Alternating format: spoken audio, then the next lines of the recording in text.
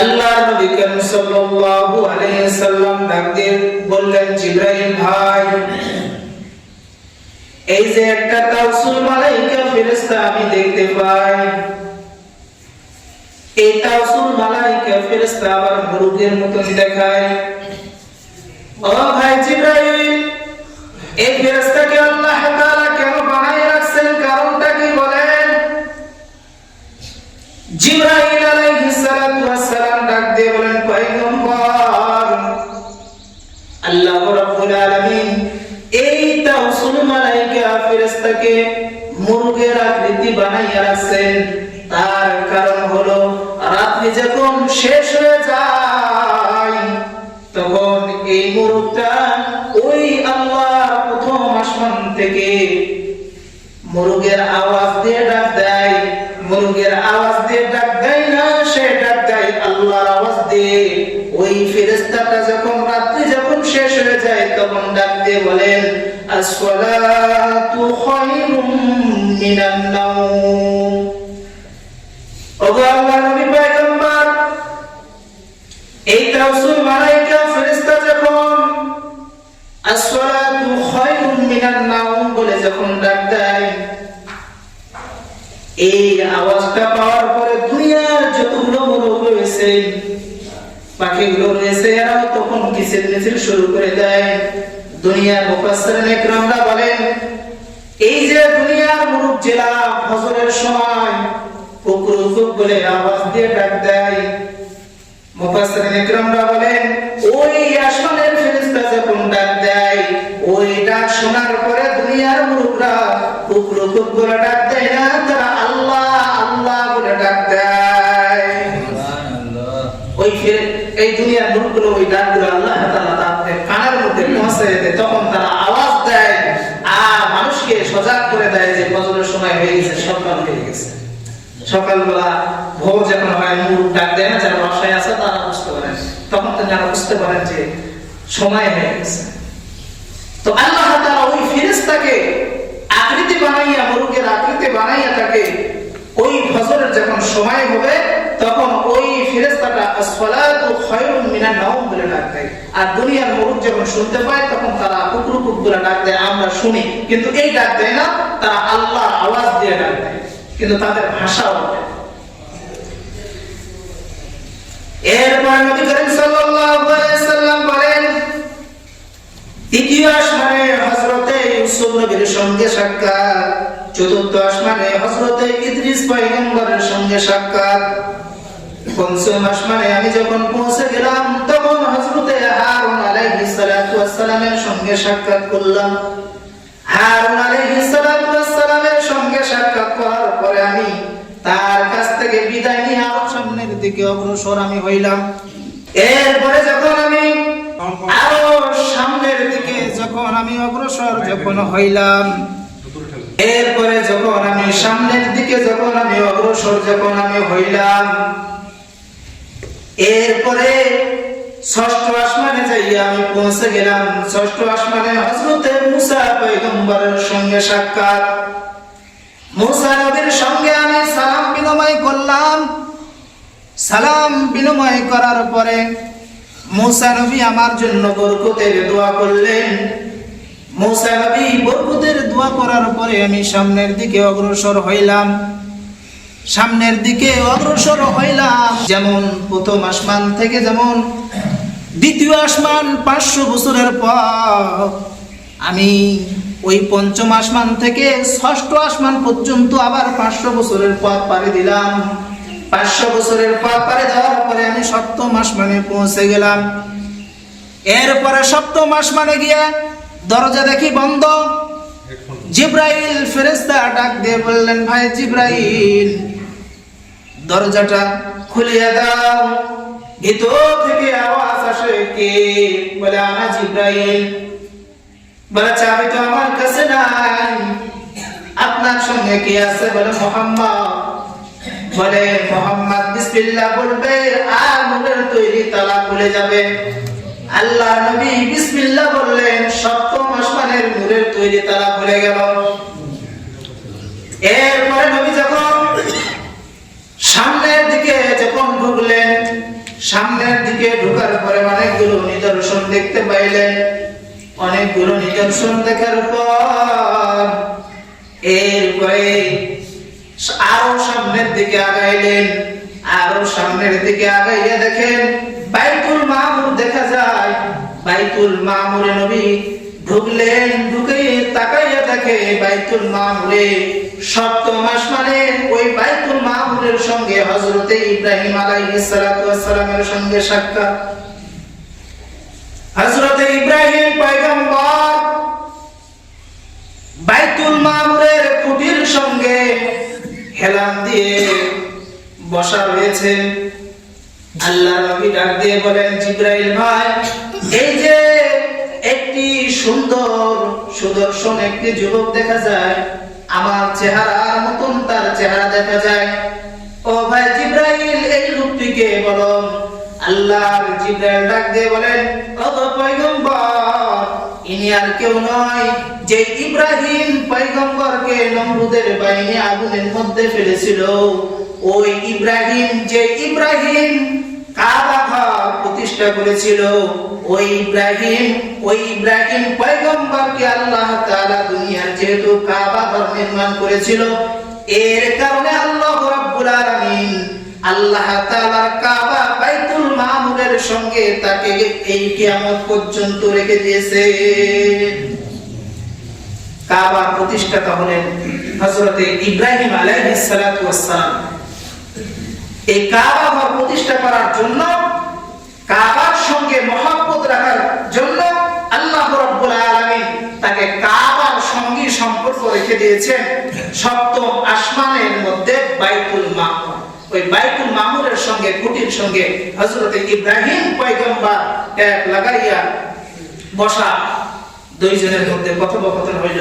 আল্লাহ নবী করিম সাল্লাল্লাহু আলাইহি সাল্লাম সালাম জানাইলেন। ইব্রাহিম পয়গম্বর সালামের জবাব দিলেন। জবাব দেওয়ার পরে দুইজনের মধ্যে কুশল বিনিময় হইল।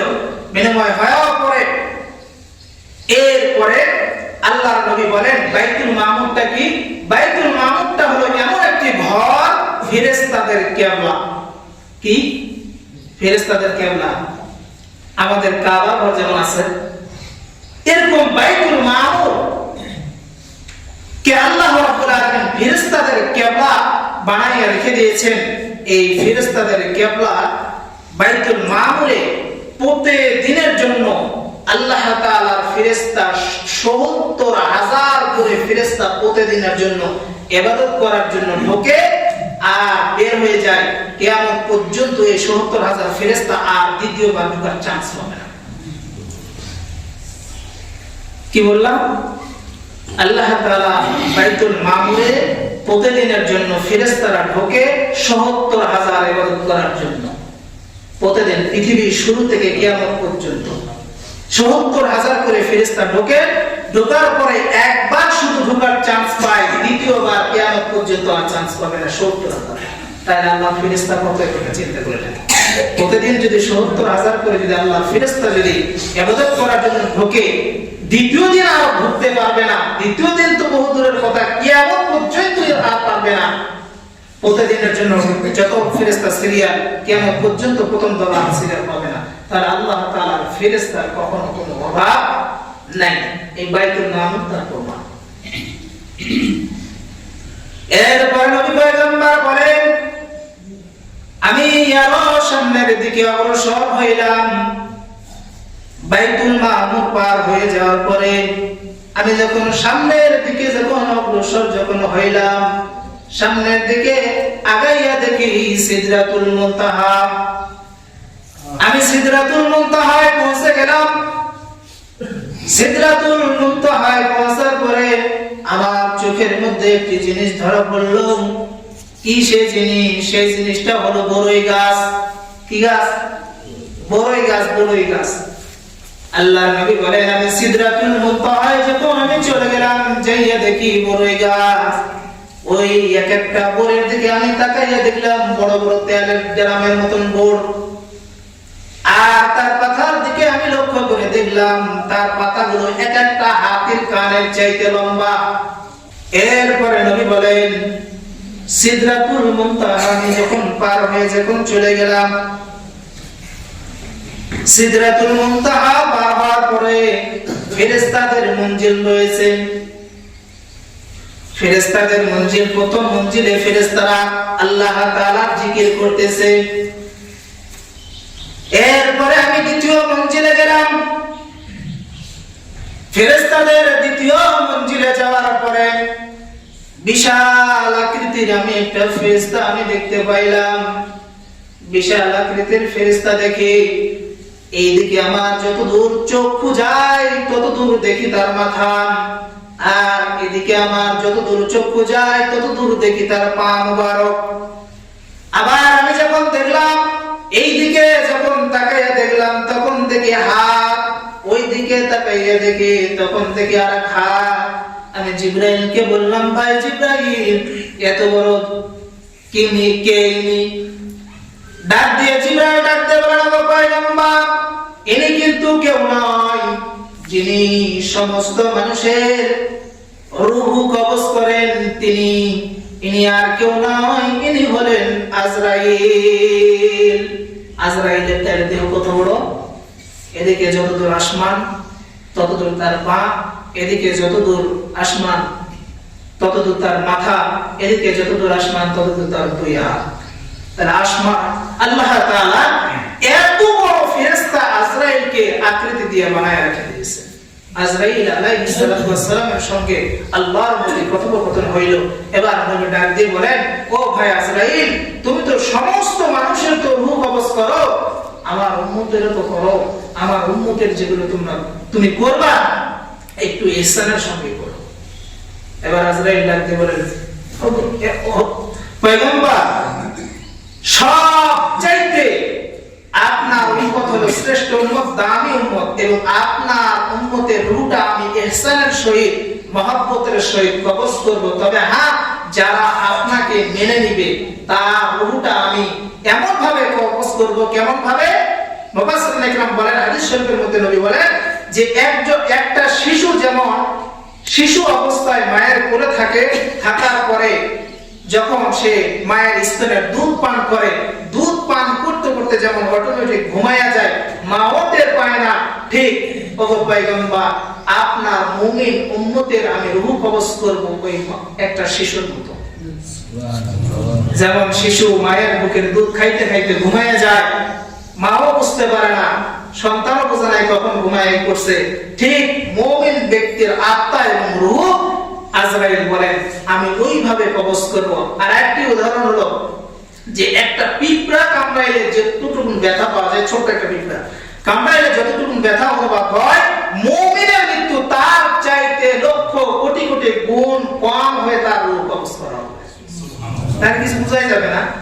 আর একজন বেঈমানের রূহ, আপনাকে যারা মানবে না, আপনাকে যারা মেনে নেবে না, ও পয়গম্বর, তাদেরকে আপনি জানাই দেন তাদের রূহটা কবজ হবে কঠিন ভাবে। আমার আকৃতি তারা দেখতে পারবে, আমি ভয়ঙ্কর আকৃতি তাদের সামনে নিয়ে আসবো, তার সামনে নিয়ে আসবো, আর বেঈমানের রূহটা আমি কবজ করব।